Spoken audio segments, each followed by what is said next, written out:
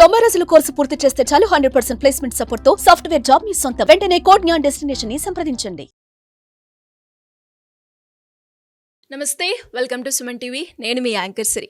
ప్రేక్షకులందరికీ కూడా విశ్వావాసు నామ సంవత్సర ఉగాది శుభాకాంక్షలు. మరి ఈ నూతన సంవత్సరంలో ద్వాదశ రాశుల వారికి ఎలా ఉండబోతుందో దీని గురించి ఇన్ డీటెయిల్గా మనతో షేర్ చేసుకోవడానికి వేదిక్ ఆస్ట్రాలజర్ ఉమా గారు ఉన్నారు. వారిని అడిగి తెలుసుకుందాం.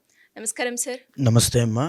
కన్యా రాశి వారికి ఈ నూతన సంవత్సరంలో పంచాంగం ఎలా ఉంది, దాంతోపాటు ఆర్థిక పరంగా, ఉద్యోగపరంగా, వివాహపరంగా, సంతానపరంగా వారికి ఎలా ఉంటుంది, వారు ఎలాంటి పరిహారాలు చేసుకోవాలి గురుగారు? తప్పకుండా అమ్మా.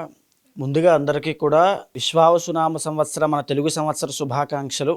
అయితే అందులో భాగంగా మనం కన్యారాశి గురించి మాట్లాడుకుంటున్నాం కాబట్టి ఈ యొక్క కన్యారాశి వాళ్ళకి ఈ యొక్క సంవత్సరంలో విశ్వావసునామ సంవత్సరంలో మార్చి 30వ తారీఖున శని యొక్క సంచారము, గురుడి యొక్క సంచారం మే 15 తారీఖున, మే 18న రాహు యొక్క సంచారం నడుస్తున్నాయి. అయితే ఇందులో భాగంగా మొట్టమొదటిగా శని యొక్క సంచారం వీళ్ళకి 7వ స్థానంలోకి వెళ్ళబోతోంది. 6వ స్థానం నుంచి 7వ స్థానంలోకి వెళ్ళబోతోంది. అయితే ఎవరైతే బిజినెస్లో ఉంటారో లేకపోతే వైవాహిక జీవితంలో కానీ ఈ రెండు విషయాల్లో కానీ కాస్త జాగ్రత్తగా ఉండడం చాలా అవసరం అండి. ఎందుకు అంటే ఆల్రెడీ షష్టగ్రహ కూటమి కూడా 7th హౌస్లోనే పడుతుంది. 7th హౌస్లో చాలా గ్రహాలు ఉండడం వల్ల వైవాహిక జీవితంలో సమస్యలు రావడము, వాటికి సంబంధించిన తగాదాలకి ఇక్కడ ఏదైనా ఒక బీజం పడడం లాంటివి జరిగే అవకాశం ఉంటుంది. ఎవరైనా వ్యాపారంలో ఉన్న వాళ్ళైతే వ్యాపార పరంగా కాస్త ఇబ్బందులు ఇక్కడి నుంచి స్టార్ట్ అయ్యే అవకాశాలు ఉంటాయి. వెరీ కేర్ఫుల్గా ఉండాల్సినటువంటి సమయము. కాస్త మిశ్రమ ఫలితాలు శని వల్ల లభిస్తున్నాయి. అయితే మనం మాట్లాడుకుంటే ఇప్పటి వరకు వీళ్ళని కాచినటువంటిది, వీళ్ళకి అండగా ఉన్నటువంటిది గురుబలము. బికాజ్ 9th హౌస్లో గురుడి యొక్క సంచారం నడుస్తుంది కాబట్టి. అయితే ఇప్పటి నుంచి కూడా వీళ్ళకి మే 15వ తారీఖు తర్వాత నుంచి 10వ స్థానంలోకి గురుడు రాబోతున్నాడు. 10వ స్థానంలోకి గురుడు వచ్చిన తర్వాత కాస్త ఇన్కమ్ అనేది తగ్గే అవకాశం ఉంటుంది. తర్వాత ఏమిటంటే అనుకున్న స్థాయిలో వీళ్ళ యొక్క ప్రయత్నం చేసిన దానికి రిజల్ట్స్ తగ్గే అవకాశం ఉంటుంది. విద్యార్థులైనా ఎవరైనా సరే కష్టపడి చదివితే కానీ కాస్త మళ్ళీ ఆ ఉత్తీర్ణత శాతం పెరగడం చాలా కష్టం అవుతుంది. కొంచెం ఇంకా ఎఫర్ట్స్ పెట్టాల్సిన అవసరం ఉంది. ఐదర్ డబ్బు సంపాదించడానికైనా, జ్ఞానము విద్య సంపాదించడానికైనా, విద్యార్థులైనా, ధనార్థులైనా, సంతానార్థులైనా, వివాహార్థులైనా, వివాహం కోసం ప్రయత్నం చేస్తున్న వాళ్ళకి కూడా కాస్త ఇబ్బందులు. అంటే మే తర్వాత నుంచి అక్టోబర్ దాకా మాత్రమే మళ్ళీ సెటరేట్ అవుతాయి. సో ఈ టైంలో కాస్త జాగ్రత్త, రాంగ్ ఇన్వెస్ట్మెంట్స్ అవి కూడా చేయొద్దు. దాని తర్వాత ఏంటంటే అపవాదం పడే అవకాశం ఉంటుంది. చెయ్యని తప్పుకి కూడా బాధపడే అవకాశాలు చాలా ఎక్కువ ఉంటాయి. కొంచెం జాగ్రత్తగా ఉండాల్సిన అవసరం ఉంది. అయితే వీళ్ళకి ఇప్పుడు 6వ స్థానంలోకి రాహు రాబోతున్నాడు. 7వ స్థానంలో ఉన్నటువంటి రాహు 6వ స్థానంలోకి మే 18వ తారీఖు తర్వాత రాబోతున్నాడు. ఈ యొక్క రాహు బలం చాలా అధికంగా ఉండడం వల్ల ఆరోగ్య సమస్యలతో ఇబ్బంది పడే వాళ్ళు ఎవరికైనా సరే ఒక మెరుగైనటువంటి జీవితము, ప్రాపర్ ట్రీట్మెంట్ దొరకడము, ప్రాపర్ డాక్టర్ మెడికేషన్ వల్ల మంచి సెటిల్ అవ్వడం అంతా కూడా, అంటే ఆరోగ్య సమస్యలన్నీ తగ్గిపోతాయి. అంతటి మంచి యోగం పట్టబోతోంది. ఏదైతే గురుబలం తగ్గుతోందో ఆ గురుబలం తగ్గేటువంటి దోషాన్ని ఈ రాహు కాస్త కాపాడుతాడని చెప్పొచ్చు. సో రెండు కూడా బ్యాలెన్స్ చేస్తున్నాడు.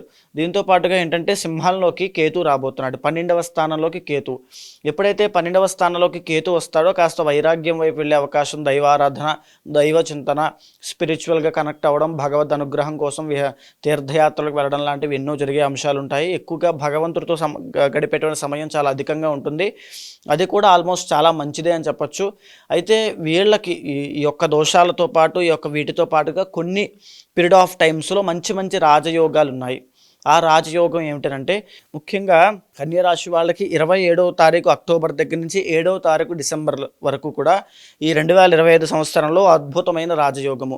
ఎందుచేత అంటే ఆ టైంలో ఎవరైనా కోర్టు వ్యవహారాల్లో ఇబ్బంది పడుతూ ఉన్నా, లేదు అనుకుంటే కాంపిటేటివ్ ఎగ్జామ్స్ రాస్తూ ఉన్నా, ఆరోగ్య సమస్యలతో మళ్ళీ ఇబ్బంది ఏదైనా పడుతూ ఉన్నా, ఇంకా చెప్పాలంటే భూలాభం, రియల్ ఎస్టేట్ వ్యాపారస్తులైనా ఎవరికైనా సరే వీళ్ళందరికీ కూడా అద్భుతమైన విజయాలు పొందే సమయం అది. భూలాభం కలుగుతుంది, వాహన లాభం కలుగుతుంది, ధనలాభం పెరుగుతుంది, తర్వాత పేరు ప్రఖ్యాతులు పెరుగుతాయి. ఇలాంటి మంచి గడియలు ఈ 27th అక్టోబర్ నుంచి 7th డిసెంబర్ వరకు చాలా బాగుంటుంది. మళ్ళీ తిరిగి అలాంటి యోగమే 2026 2026 సంవత్సరంలో 23 ఫిబ్రవరి నుంచి 3వ తారీఖు ఏప్రిల్ దాకా ఎక్సలెంట్గా ఉండేటువంటి కుజుడి యొక్క బలం వల్ల చాలా బాగుంటుంది అని చెప్పచ్చు. మళ్ళా చూసుకుంటే ఇంకా చెప్పాలి అంటే రవి యొక్క అనుగ్రహం వల్ల జూన్ టు ఆగస్టు 15వ తారీఖు దాకా కూడా మళ్ళీ ఎక్సలెంట్గా ఉంటుంది. ఎవరైనా ప్రభుత్వ ఉద్యోగం కోసం ప్రయత్నం చేస్తున్న వాళ్ళకి మంచి శుభవార్తలు వినే అవకాశాలు ఉంటాయి. తరువాత ప్రభుత్వ ఉద్యోగంలో ఉంటూ ఉన్న వాళ్ళకి వాళ్ళ పెర్ఫార్మెన్స్ యాక్టివిటీ వల్ల మంచి పేరు ప్రఖ్యాతులు సంపాదించడము, అనుకున్న పని అనుకున్న సమయానికి అయ్యేటువంటి అవకాశాలు ఈ యొక్క జూన్ టు ఆగస్టు 15వ తారీఖు వరకు చాలా బాగుంటాయి. తర్వాత ఇంకా చెప్పాలంటే ఆరోగ్య సమస్యలు తగ్గడము, మంచి అనుకున్న పనులన్నీ అయిపోవడము, విజయము, కార్యసిద్ధి, డబ్బులు టైం టు టైం రావడము, ఇలాంటి మంచి పీరియడ్ ఆఫ్ టైం అని చెప్పొచ్చు జూన్ టు ఈ యొక్క సమయం అంతా కూడా. ఎందుకనంటే రవి యొక్క బలం వల్లే అది కలుగుతుంది. మళ్ళీ రవి వెళ్ళిపోయిన తర్వాత మళ్ళీ కాస్త ఇబ్బందులు అనేవి ఎక్కువ అవుతూ ఉంటాయి. తర్వాత చెప్పాలంటే డిసెంబర్ మాసంలో కూడా చాలా బాగుంటుందని చెప్పొచ్చు. రవి యొక్క బలం సంపూర్ణంగా ఉంది. సో ఈ పీరియడ్ ఆఫ్ టైమ్స్లో కాస్త రాజయోగం పడుతుంది అని చెప్పి మనం చెప్పొచ్చు.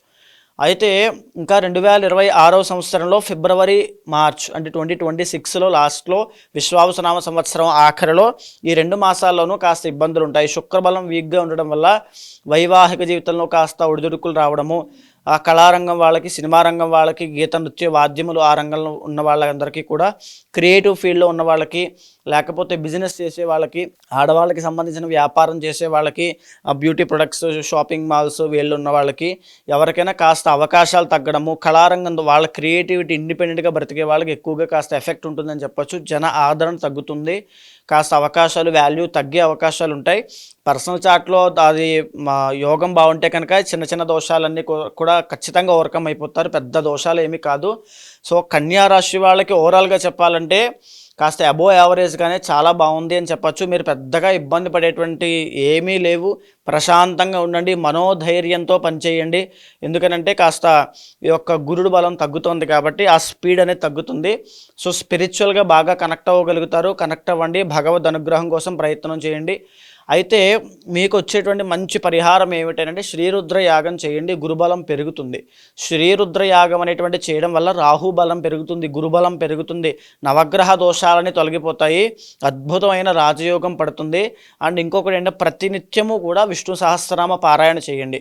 ఏదైనా చిన్న చిన్న దోషాలు ఏమైనా ఉంటే. అండ్ ఇంకొక విషయం ఏమిటంటే పర్సనల్ చార్ట్ కూడా చాలా అవసరం. దాన్ని కూడా సమన్వయం చేసుకుని మిగతా విషయాల్లో ముందుకు వెళ్ళండి. అద్భుతంగా కన్యా రాశి వాళ్ళకు ఉంటుంది. సో మరి ఈ నూతన సంవత్సరంలో ఎవరైనా కూడా జాతకరీత్యా వాళ్ళు ఎదుర్కొన్న సమస్యలకి పరిష్కారం చేసుకోవాలి అంటే ఏ విధంగా మిమ్మల్ని అప్రోచ్ అయ్యే ఛాన్స్ ఉందంటారు గురుగారు? తప్పకుండా అమ్మా. ఇప్పుడు నేను చెప్పినటువంటిది ఏదైతే గ్రహ సంచారము, గోచార గ్రహ సంచారం ఆధారంగా, ట్రాన్సిట్స్ ఆధారంగా ఏ రకాలుగా జీవితంలో మార్పులు రాబోతున్నాయి, ఎలాంటి జాగ్రత్తలు తీసుకోవాలో మనం మాట్లాడుకున్నాం. కానీ మీ పర్సనల్ చార్ట్ అనేది చాలా ఇంపార్టెంట్ అండి. అక్కడ కనుక ఏదైనా మీకు ఒక గజకేసరి యోగం కానీ, గురు చండాల యోగం కానీ, బుధ ఆదిత్య యోగం కానీ, దశాంతర్దశలో అద్భుతమైన రాజయోగాలు ఉంటే ఈ ప్రాబ్లమ్స్ని ఈజీగా ఓవర్కమ్ చేస్తారు. ఇక్కడ ఉన్నటువంటి పాజిటివిటీ అయినా నెగిటివిటీ అయినా దానికి ప్యారలల్గా మీ పర్సనల్ చార్ట్లో కూడా బలం ఉండాలి. ఒకవేళ మీ జాతకంలో ఇప్పుడు నేను చెప్పిన రవి సంచారం అప్పుడు రాజయోగము, కుజ సంచారం అప్పుడు రాజయోగాలు అప్పుడు కూడా పట్టట్లేదు, ఏదో ఇబ్బంది వస్తూనే ఉంది అంటే పర్సనల్ చార్ట్లో ఖచ్చితంగా ఇబ్బంది ఉంది అని అర్థము. దాన్ని గుర్తించండి. ఖచ్చితంగా మీ పర్సనల్ చార్ట్ చూడండి. దాంట్లో ఏవైనా దోషాలుంటే తగిన పరిహారములు, పూజలు ఆచరించండి. శీఘ్రంగా ఈ యొక్క రాజయోగాలు అనుభవిస్తారు. ఒకవేళ అలాంటి వాళ్ళు ఎవరైనా ఉంటే తప్పకుండా కింద కనిపించే నెంబర్కి కాల్ చేయండి. ఎవరైనా సరే పర్సనల్ చార్ట్ చూసి ఆ పూజా పరిహారాన్ని కూడా తప్పకుండా చేయిస్తాను. ధన్యవాదాలు గురుగారు. నమస్తే అమ్మా.